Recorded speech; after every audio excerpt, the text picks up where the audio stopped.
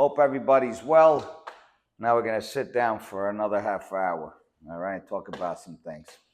Anyway, last week I believe we talked about when I was, the day I went away, which was a terrible day, leaving my family, my kids, and everything behind. Anyway, I told you when I got into the west side, everything, how they thought that they had to take me to the emergency room for drinking all morning and pretty much was in detox all day until they actually let me out into the new world that I was going to live in for the next 3 years. All right. So anyway, I told you once we got there, I got to meet everybody and they would tell me how everything worked in there. And they showed me around and they had everything from bakeries to this, that, and the other thing on that side. They had everything that you could possibly think of, even men running around dressed as women. All right. So if you're into that, they had that as well. And you name it, they had it in there. Marijuana, whatever it is that you wanted, they had in there. So when I got in there, I was like, what the hell? I go, what is this? This is like a playground over here. People running around selling this, who had shoes, who had this, who had whatever. You had people sewing your clothes, making your clothes custom so they fit you like to the T. Everybody was all into that, looking good in there, you know what I mean?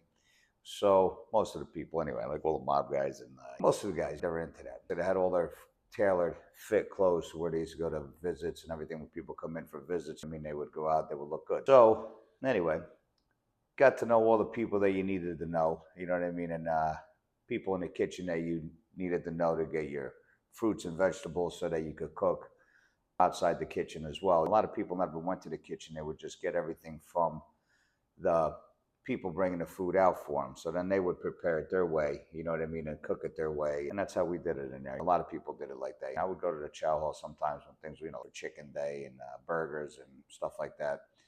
And other days I'd go out, I'd eat with my friends or whatever. I'd pitch in, whatever, and whatever it might be, stuff like that. That's how we did things in there. So I got real used to being on the west side. You know what I mean? I believe I even spent Easter. Yeah, Easter I spent on the west side with the new guys that I met when I got in there. One guy I believe was a Gambino guy, and then there was a bunch of other people from all different other families in there. So I was basically with the Italians and all the mobsters in there. And that's who I hung out with in there when I got in there. So we spent Easter. They made all kinds of whatever stuff they made in there. I forget what it was. You know what I mean? Everybody made whatever. You know what I mean? But it was actually pretty good for being in prison. Making whatever you can make out of it is what we did. You know what I mean? Is what they did. And so I got used to being on that side before they sent me over to the other side, which was the east side. You know what I mean? And from there, they sent me to the east side. So now to get used to everybody on that side. You know what I mean? So when I got sent to the east side, I really didn't want to go. And we did everything we could to keep me there, talking to this guard, talking to that guard to see what we could do. But there was nothing we could do. When they want you somewhere, that's it, you go, and that's all there is to it. There's nothing you could do. So I got sent to the east side. And when I got to the east side, you have everybody, just like you had on the west side, you got on the east side. So now you have all the Albanians, you got all the, you got the Jersey cart, you got the New York cart, you got the Carolina cart, Washington cart, you name it. Every state had their own cart that was in there. You know what I mean? The Dominicans and you had the Latin Kings. You had, and for some reason, the Dominicans and the Latin Kings didn't like each other in there. Then you had the Mexicans. You know what I mean? Which was a pretty rough. The biggest gang was the Mexican gang, and it was rough in there when shit, went down in there. It went down just like you see on TV. You know what I mean? It isn't like different. Now you gotta understand that everybody from all the levels, talking about from maximum, medium to low, where I was. Then you go to camp when you go home. I wasn't eligible for camp because I wasn't a citizen. So I didn't find out that I was even getting deported until after I was in prison for about 3 months. When I got a detainer letter stating that I was going to get deported. And I think all the lawyers already knew all that was going to happen anyway. They just didn't tell me. And then I found out once I was in there that I had a detainer now. I needed to fight my immigration case as well while I was in there. Forget about finishing the case that I already had. I had to start a new case after that, even during, my prison sentence in Fort Dix. From Fort Dix, they sent me to Allenwood, which was an immigration low. Okay, so they did all the immigration, all that stuff over there. So that's why they sent me there after like a year and a half or something like that. They sent me over to Allenwood, Pennsylvania, where that's where we, fighting my case and doing everything we had to do over there. Didn't have any success. The first year I finished my time. But let me just step back before we go get into the immigration is a whole nother story. Right? So I want to just step back and just go through my prison routine, what I was going through on the east side. So from the west, you said first day I got there, there was like people, you'll see like a gang going this way, crossing, and then before you know it, 3, 4 guys were stabbed. You know what I mean? Got jabbed, get knifed. You know how do you call it? They call it the staff or whatever they call it. The guy with anyway. They have a piece of steel to sharpen it up, and that's how they stab each other in there. Shafted. They get shafted. All right, they shaft each other. So they're pretty quick with it too. And go through, it was like they're just walking by, just like you see on TV. Same exact thing. They stick each other. They keep walking. It's like okay. So I was sitting there with the Italians, and we're watching. And it's like, yeah, these guys just stabbed each other, right? And I'm like, you know, I didn't see anything. I was like, oh, you did. All right. So anyway, you guys been in there long enough to where they know and see everything. So it took me a little while to adapt and figure out how everything worked in there. But you learn and you learn quick. You know, like I said, I got sent over to the east side. And when I got to the east side over there, I met this guy, Sal. I believe it was a Genovese guy. And he brought me up to my new room and sent me in and everything, told me where he was. And blah, blah. We hung out a little bit. It was all right, this guy, Sal. Always laughing a little bit, blah, blah, blah. He already did a couple bids, you know what I mean? And he was doing a second bid or whatever for, I guess, 10 years. You guys go in to do like years, like no big deal. But hey, that's part of their life. You know what I mean? That's how they do it. So when you're in that life, they already know that you're going to be doing time. And when you do time, it's not going to be for a short time. It's going to be for a long time. So when you're involved in that life, you know what you got to do, and you just go with it. You know what I mean? I never thought I would do any time because I wasn't into any of all that stuff. You know what I mean? I was just working hard, doing my thing, and pretty much was a target for being on a television show. All right. So that's pretty much my case. All right. I was a target. I got targeted for being on a television show, and because of my ex partner ratting me out, and pretty much looked at me and my ex as a target to where, see, they're not interested in people that they're going to talk about for a day and then, you know, next day it's over. It's not a big case for the feds, you know what I mean? Even if it's a big drug dealer or whoever it might be, you know, it goes on for a day and then, you know, over, right? But if they get a celebrity in there, they get somebody with a little with a name or somebody that they're of interest, you know, don't make a big deal about it every day on the news and blasting it every day on this news channel. They want publicity, all right? Then once they get what they get and what they want, all right, no big day. We put away the Joe Giudice, which wasn't supposed to be the case. We'll talk about that another day. And you know, government's real dirty, all right? The government just doesn't play by the book, and they just do what they want and get what they want at the end. Or you take your chances. If they give you a plea, all right, and you don't accept, you got one other choice, and that's to go to trial. Now, when you go to trial, you got two choices, all right? You either get ready to do double time. If they're offering you 36 months, you better damn well get ready to do double time, all right? So that's going to be 72 whatever months it might be, all right? Here, 36 and 36, just figure 72 months. Get ready to do 72 months. You're not going to do 74 months, whatever it might be, okay? You're not going to do 36 months anymore. And more than likely, you're going to lose, okay? My lawyers pleaded to me to take the deal, all right? They pleaded to me to take the plea, and the plea was that I took full responsibility. My ex-wife stayed home with the kids. So, of course, I took the plea. And it didn't work out that way. But we'll get into that story a whole nother day. Okay, now anyway, back to the east side over there. So when I get there, I meet this guy, Sal. I told you from Genovese family, whatever. And how these guys just do bids like another day in June. You know, I'm looking at all these guys and I'm like, damn, man, this guy's got 10 years. This guy's got 20 years. This guy's got 30 years. And I'm like, shit. I go, if I had to do 10, 20, 30 years in this place, I don't know what the hell I would do. It's just not, you know, a place you want to be more than a day, never mind, 10 years, 20 years of your life. You know what I mean? That's totally insane. You know what I mean? There's nothing, if you murder somebody, I get it. You know what I mean? But depending on what kind of murder it is, all right, there's still got to be some kind of sentencing guide to where self-defense or whatever it might be, which there is, you know what I mean? But some that I met in there literally had, first-time offenders, all right? I remember meeting this young black kid. He was maybe 19 years old, all right? They gave him a 20 or 30-year sentence, first-time drug offender. That's insane. How do you just throw a 19-year-old in prison, first-time drug offender, okay, 30 years? You don't do that, all right?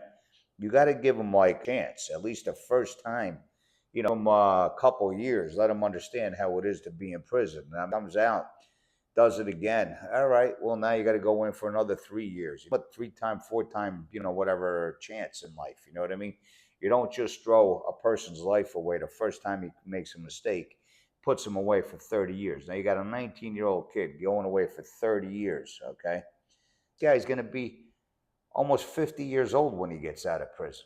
All right, a little, close, well, let's say 45 years old, whatever he is. Spent almost his whole life in prison. What's this kid gonna do when he comes out? Yeah, some of them come out and they do well for themselves and they manage to get by, but you wasted the guy's whole life in prison. You know what I mean? Young kid. I couldn't comprehend that stuff in there. And there was a lot of cases like that. It wasn't just one case. There was a lot of cases like that. Person's life, you know what I mean? You just throw their life away over one mistake. That's not how the system should work. Not that that's their choice in life. Maybe that's the only thing he knew growing up or whatever the case might be. You know what I mean? You can't fault him for that. You know what I mean? Not the first time. At least teach him a lesson before you crucify him and just throw away the key. You know what I mean? That's like 30 years is a long damn time being in prison. All right, I met a lot of mobsters in it at 30-year bids and that, and their life in prison. I met a damn long time. That's what they get adapted to, and that's what they get used to doing every day. That's the life that they chose. Okay, they've been in there already for a long time, in and out, so they already know how it works. Man, you take a young kid and you throw him away for life like that. That's a damn shame. You know what I mean? Got a lot of these crap pedophiles in there. You got pedophiles everywhere. I didn't know really what a pedophile really looked like until you go to prison. Once you go to prison, you get to identify a pedophile a mile away. All right. When I first got to the east side over there, and even to the west side over there, the pedophiles in prison had to watch their asses. I mean, they were literally like targets. I would get abused like you would not believe in there. And they would abuse them to like no end. Okay. No end. They would abuse them. I mean, literally, these guys would be walking. I'd see them with a sack of, they bought at the store, back to their locker. We're bringing it back to wherever, room or whatnot. These guys would literally just get robbed in the middle of the yard, and they would just take off with their stuff, go up to them, just take it and leave, and they couldn't do anything. Nothing they could do. So they lose a bag of goods. You know what I mean? And it happened all the time. It literally happened all the time. So that's what they were used to doing. I remember when I got there, there was like a group of just hanging like a corner and couldn't move. They had to watch. They had their own little areas that they could hang in, and that's it. And they couldn't go out of that area. You know what I mean? God forbid you put a pedophile with a regular guy in a room. You know what I mean? Especially like a gangster or somebody like that, a mobster or whatever it is. No, that wasn't happening. All right, that pedophile had to move. And he would the guards would get warned. Listen, you got to get this guy out of here. Something bad's going to happen to him. And they would move him.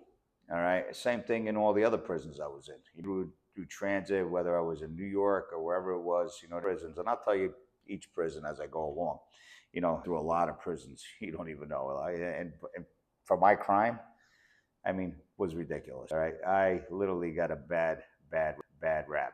All right. And it sucked. You know what I mean? My rap for what I did, okay, and what I had to go through was ridiculous. Like, I might as well have just killed somebody because I would have had to go through the same friggin' thing. You know what I mean? Maybe I would have had to do a little more time. I don't know.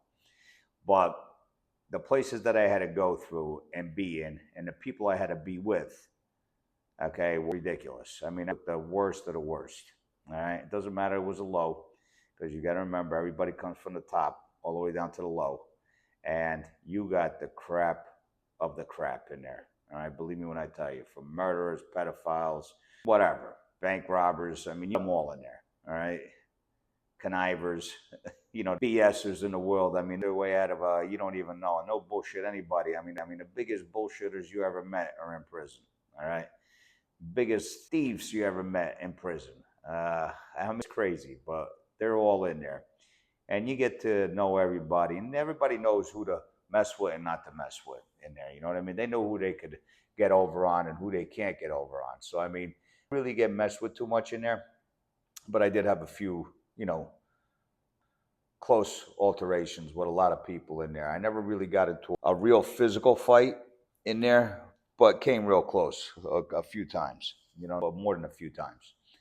And we'll get to that as well. But I mean, as far as all the people that you meet in there, all right, is insane because you got the smartest people in there as well. Lawyers, you got doctors, you name it, they're in there. All right. And, myself around, all of them, I mean, I talk to the lawyers, I talk to the doctors, I talk to whoever. And, I was friends with everybody in there. It's not like I had beef with anybody. I was with the New Jersey cart, you know what I mean?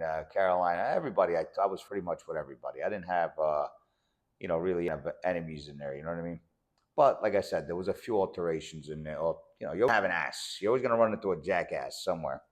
Doesn't have to be in prison anywhere, but I mean, and so when I got to the east side over there, I got a job in the gym. All right, first I was a plumber. Okay. So when I was a plumber, that was a nasty job. But I mean, at the end of the day, you saw things that you would never imagine. Okay. And I'm talking about shit and cleaning. Well, no, none of that kind of stuff. I mean, what they would literally take apart these toilets. Okay. Hide the drugs for people.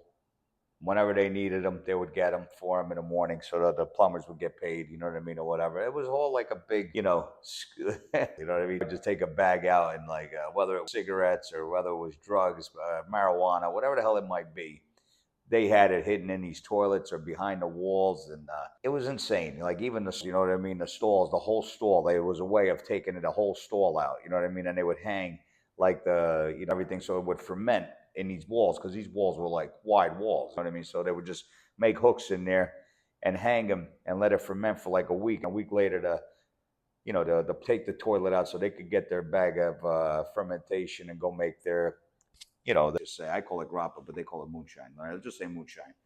And they had a hell of a system the way they made this moonshine as well. All right, we'll get to that later on, but I mean that's what plumbers did. So basically, we were in charge of like little things that and us, fixed and do this and do that. Of course, we do a little bit of work, but really it was a couple hours in the morning really doing nothing.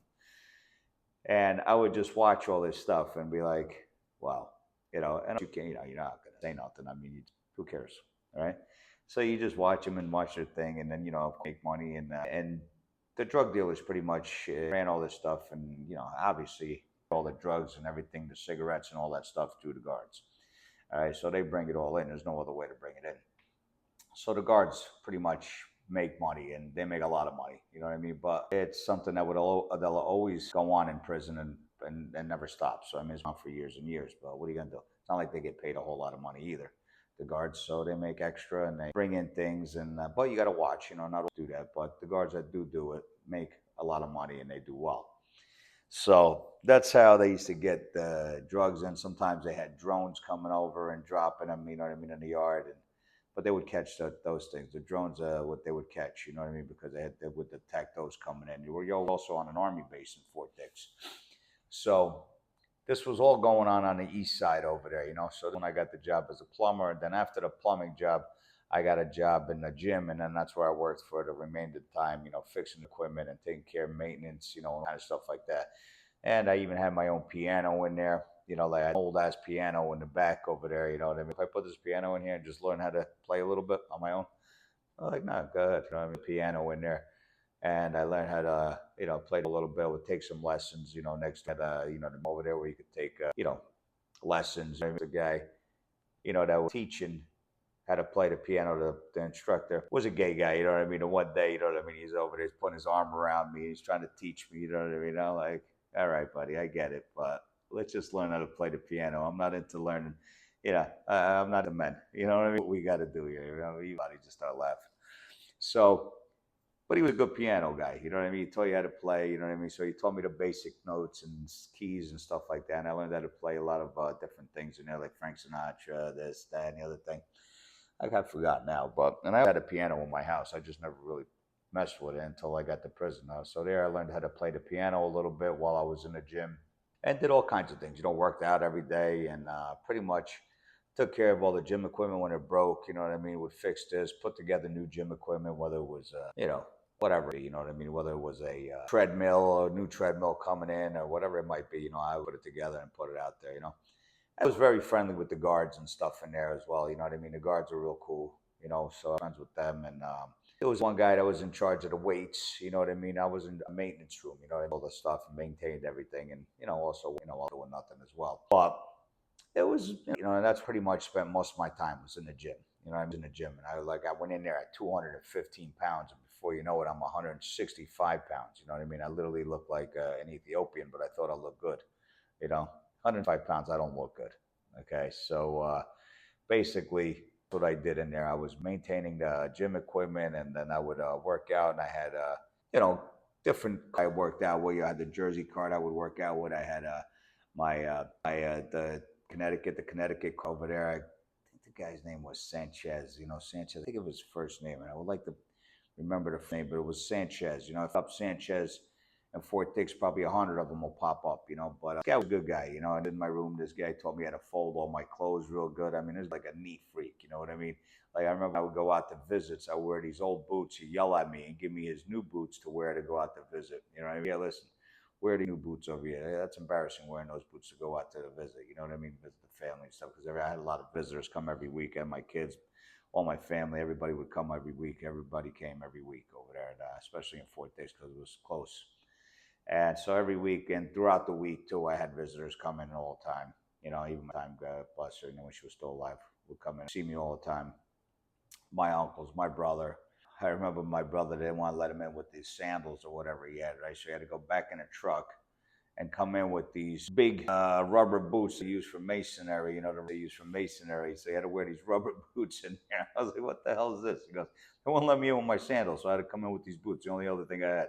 So I was like, all right. So, I mean, but, every week I had visits like every week, 3 week, visitors, which was nice, and even from people that I would never even expect for them to come and see me, and they would come and, visit me, and things, remember visits that you get over there. And in prison, you always remember who takes care of you while you're in there, even if you don't need it, but like who sends money every week, you know what I mean, and every month or whatever. I mean, it was nice to, get, every month would send me 100, everybody would send me 100. At the end of the month, everybody would send me like, I'd probably get $1,000 over a month in my account, you know what I mean? Not that I would spend that, you know what I mean? But that's what I would get in my account every month, you know what I mean? From whoever, which was nice, you know what I mean? People that you never even would expect it, you know what I mean? That's the nice thing about it. So you would get that money in there. And of course, I was, different things in there. I'd buy a moonshine and bottles, we would have sometimes on the weekends just to, change up a bit, you know what I mean? It gets to you, you know what I mean? But we used to have a little bit of fun when we used to drink and do whatever, and then we'd sleep till the next day, till whatever, you know what I mean? Usually on a Saturday night. Sunday we would just sleep and just whatever, get up a little later and then just relax the whole day and just sleep and do whatever. But of course we had, visits. So I always had a visit on Sunday. Hungover from that moonshine wasn't easy, you know what I mean? But we did it every once in a while just to whatever, jump like I said. So I mean, it's and on, you know what I mean? But I think we're going to end this one right here. And we'll take up another session next week. We'll talk about a little different things, you know what I mean? But there's so much to talk about in there, and like things that on in there was like really insane. You would never even think that you could possibly do all these things, I'll tell one more story, So to have my family bring in all these fake Gucci glasses and whatever, Gucci brand sunglasses that we could bring, we get. And the funny thing is that most of these guys wanted real ones, you know what I mean? So I would get in all these fake ones or whatever, eyeglasses, you know what I mean, and stuff like that, reading glasses and stuff like that they would bring in.